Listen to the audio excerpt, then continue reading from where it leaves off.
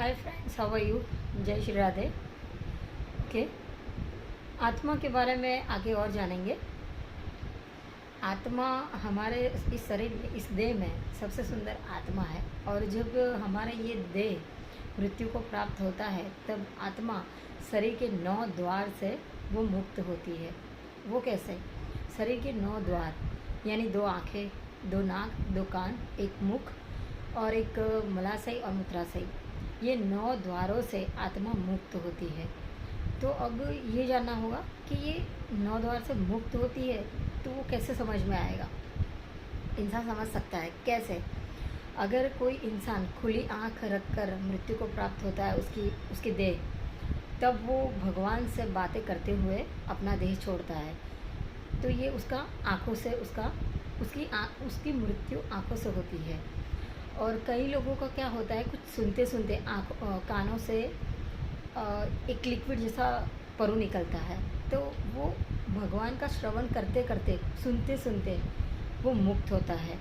जो आँखों से देखते हुए जो अपने बॉडी को छोड़ता है ना, तो वो पुण्य आत्मा होती है और वो भगवान के धाम को प्राप्त होती है। और जो कानों से जो आत्मा निकलती है ना, तब वो भगवान को श्रवण करते करते मुक्त होती है, वो भी भगवान के धाम को प्राप्त होती है। और जो इंसान की जीवा से जब मुक्त होती है ना, तो उसकी जीवा बाहर रहती है मृत्यु के समय, उसकी बॉडी के समय, आखिरी समय में उसकी जीवा बाहर रहती है। तब वो इंसान भगवान का श्रवण करते करते हुए मृत्यु को प्राप्त होता है, तो वो भी पुण्य आत्मा कहलाती है। अगर कोई इंसान आखिरी समय में अपने टॉयलेट बाथरूम को मुक्त करता है और देह छोड़ता है, तो वो इंसान की आत्मा नरकवास भोगती है।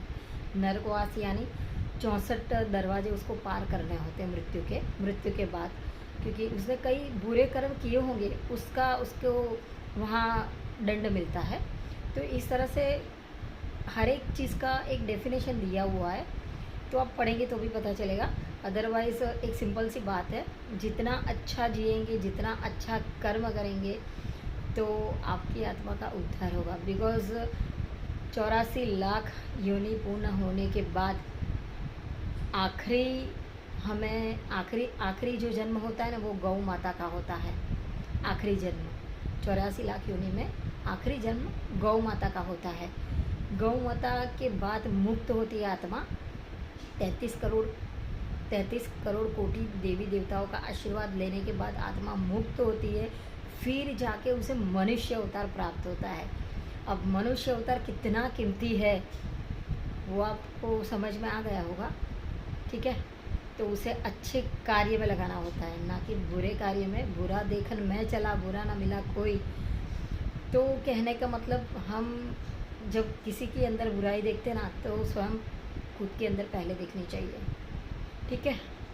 तो आत्मा सबसे इम्पोर्टेंट है बॉडी में, और ये सब कुछ दिया हुआ है, हम ऐसे ही नहीं बता रहे आपको, ठीक है।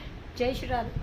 हरे कृष्णा कृष्णा कृष्णा हरे हरे, हरे राम राम राम हरे हरे। जय श्री राधे।